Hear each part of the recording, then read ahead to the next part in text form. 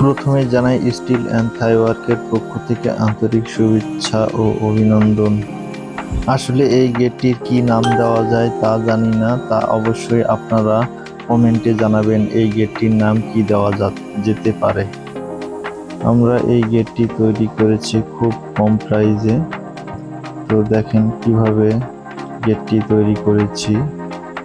আমি একাই কাজ করি এবং একাই ভিডিও করি, এই জন্য আমার কাজের পুরো ভিডিওগুলো আপনাদেরকে দেখাইতে পারি না এবং তৈরি করার পর আমি ভিডিওগুলো করে থাকি।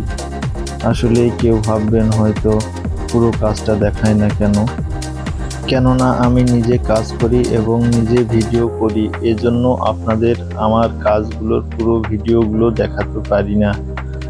আমার কাজের ভিডিওগুলো যদি ভালো লাগে থাকে অবশ্যই লাইক, কমেন্ট, শেয়ার করবেন প্লিজ।